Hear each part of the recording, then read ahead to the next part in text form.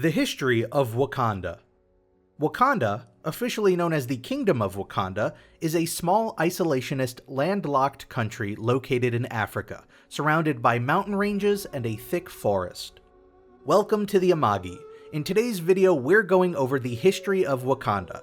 Before we begin, we publish a new video every day, so be sure to subscribe to our channel and ring the bell to get notified about our latest videos. Origins.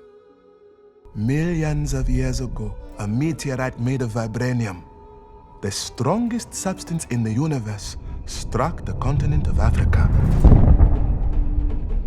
And when the time of men came, 5 tribes settled on it and called it Wakanda. 2.5 million years ago, a meteorite made of an alien metal landed in the heart of Africa, greatly affecting the surrounding flora. Centuries later, 5 tribes colonized the area and went to war over the metal, which they referred to as Isifo.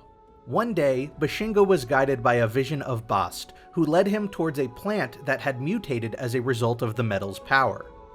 Upon ingesting the herb, Bashenga discovered he had been imbued with superhuman abilities and used them to unite the tribes as the first king of Wakanda and the first Black Panther.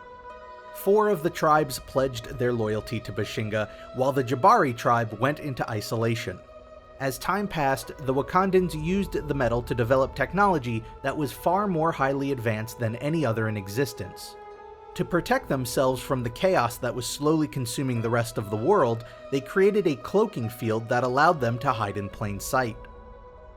Shield surveillance. Wakanda was marked as a hotspot for activities monitored by SHIELD. As such, Wakanda was displayed in the holographic maps used by the organization to oversee these activities. Theft of Vibranium. There has been an attack. This man, Ulysses Klaue, stole a quarter-ton of Vibranium from us and triggered a bomb at the border to escape. Many lives were lost. During T'Chaka's rulership, N'Jobu became convinced that Wakanda's isolationist policy was completely wrong, and the Wakandans could help the people of African descent around the world. N'Jobu decided that the only course of action was to initiate a global revolution, so he revealed his country's existence to Ulysses Klaue. With N'Jobu's intel, Klaue managed to avoid all Wakandan security systems and successfully infiltrated Wakanda. Inside, he stole a quarter-ton of Vibranium, although the Wakandans attempted to stop him. However, Klaue triggered a bomb and the explosion killed numerous Wakandan citizens, including W'Kabi's parents, which gave Klaue the opportunity to escape. Sokovia Accords.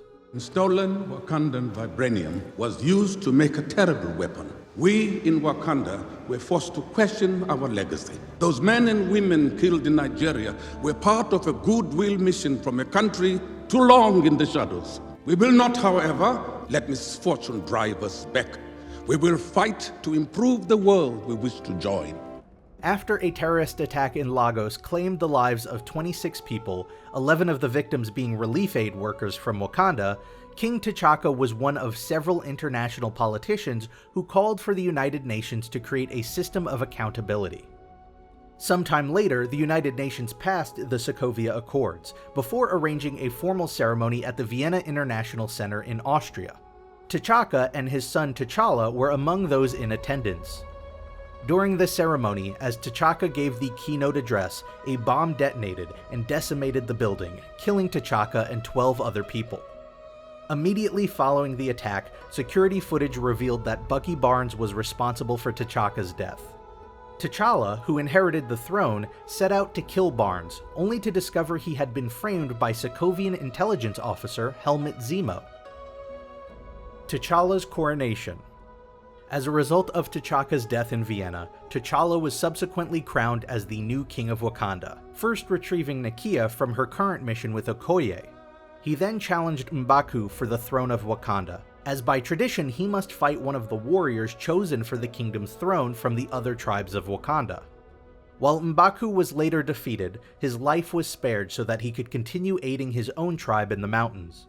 T'Challa later took the heart-shaped herb so he could meet with his ancestors, including the late T'Chaka. Klaue's escape. Later, after T'Challa caught and arrested Ulysses Klaue in Busan, Klaue had managed to escape with the help of his enforcers, injuring Everett Ross while doing so. Knowing about the secrecy risks associated with bringing an outsider into Wakanda, T'Challa decided to take Ross to Wakanda and let his sister Shuri heal him. Killmonger's rule. After he learned from Zuri of the truth about his uncle N'Jobu, T'Challa was surprised to find that Eric Killmonger had arrived in Wakanda, having just killed Ulysses Klaue. Killmonger denounced T'Challa and questioned his own identity, but upon being forced to leave, had revealed to the others that he was N'Jobu's son, challenging T'Challa to the throne of Wakanda. Based on tradition, the two faced each other at the Warrior Falls for the ceremonial fight to earn the title of king. Upon being stripped of his powers, however, T'Challa discovered that the military training and experience had made Killmonger a tough opponent for him to beat. Despite initially seeming like T'Challa would win, Killmonger later dealt some hard blows to T'Challa and threw him off the waterfall. He was crowned the new king of Wakanda and killed Zuri for being responsible for his father's death.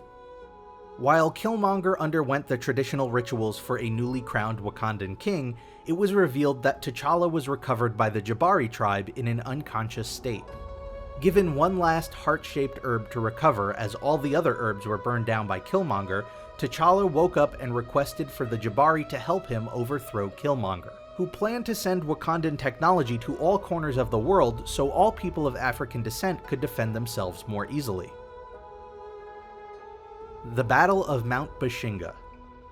As the Wakandan crafts took off one by one with their Vibranium weapons, Eric Killmonger noticed one of the crafts on the ground burning.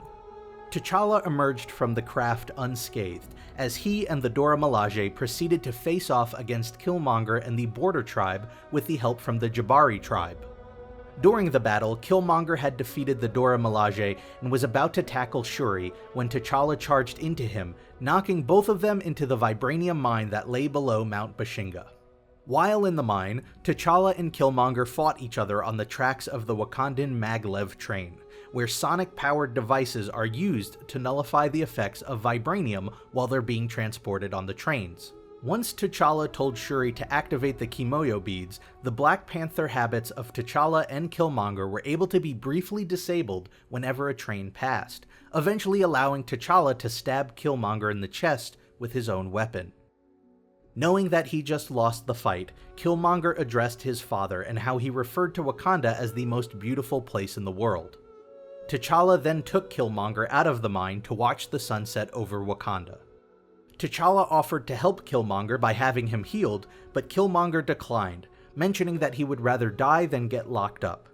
Killmonger then took the weapon out of his chest and died on the cliff, as T'Challa reclaimed his throne and kingdom. Exposing Wakanda to the world. T'Challa had decided to open the advanced nation to the rest of the world and share its technology with them. Addressing the truth about Wakanda at the United Nations in Vienna, he announced the end of Wakanda's isolation and claimed the entire planet to be completely unified. He decided to purchase the apartment complex where T'Chaka killed N'Jobu and renovated it into an embassy for Wakanda that Shuri and Nakia would run. Sanctuary for Bucky Barnes. You know, if they find out he's here, they'll come for him. Let them try. Meeting with Steve Rogers in Wakanda, T'Challa agreed to grant asylum to Bucky Barnes, promising to help him cleanse his mind of the Hydra programming implemented. Barnes was later brought out of cryostasis by Shuri and began his recuperation in a remote Wakandan village. One morning, Barnes, who had been titled the White Wolf, woke to find himself being pestered by a trio of Wakandan children before Shuri arrived to help with his rehabilitation. Having had his mind repaired, Barnes began to work as a farmer within Wakanda to try and gain some normality back into his life and find his inner peace away from his life as an assassin for Hydra. Redirection. I can save everything, okay? Anything you want, it's yours. Then I'm gonna make it look like your phone's in the mountains of Wakanda. The location of the country was used by Alex Wilder when he hacked Livy's phone tracking system in order to make it look as if the phone was located in the mountains of Wakanda. Battle of Wakanda. In Wakanda, the Avengers on Earth, consisting of Captain America, Black Widow, War Machine, Falcon, Bruce Banner, Scarlet Witch, and T'Challa tasked Shuri with extracting the Mind Stone from an injured Vision. Black Order and Outriders then invaded, and the Avengers mounted a defense alongside Black Panther, Winter Soldier, and the united forces of Dora Milaje, the Jabari tribe, and the Wakandan Royal Guard. Banner, unable to summon Hulk, fought in Stark's Hulkbuster armor.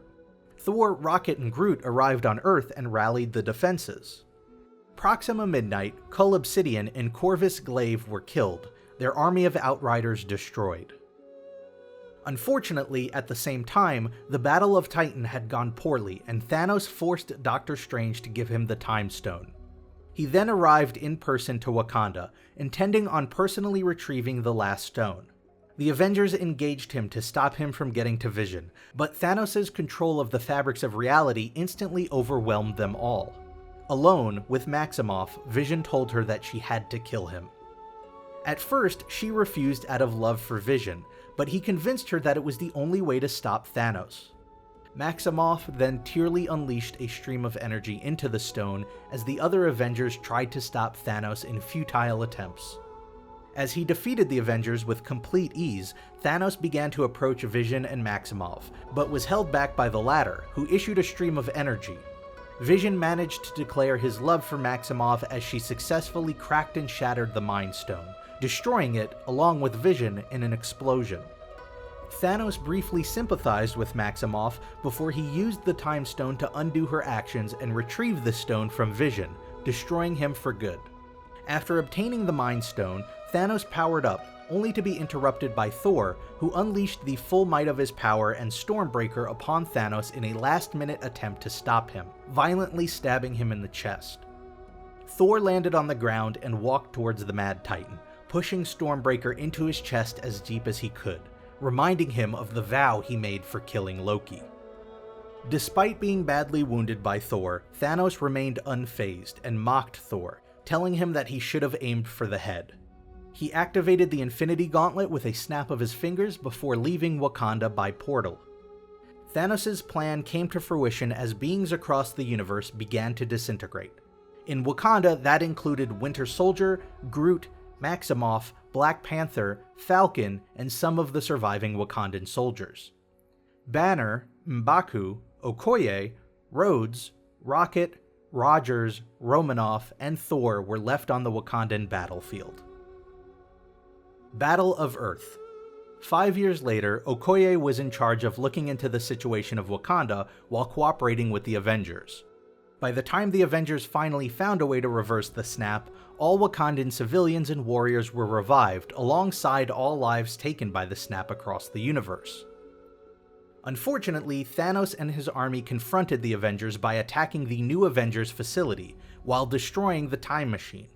All of Wakanda's armed forces, led by Black Panther, Okoye, and Shuri, were summoned by Doctor Strange and the Masters of the Mystic Arts in order to join forces with the Avengers and their own allies. Despite Wakanda celebrating their victory in saving the universe, Tony Stark's death still made an impact, with T'Challa, Okoye, and Shuri returning to Wakanda and reuniting with Ramonda. Did you enjoy the video? Be sure to tell us in the comments. And make sure to subscribe. And check out these other great videos from the Amagi. If you'd like to support me, you can also subscribe to my personal channel. See you guys tomorrow.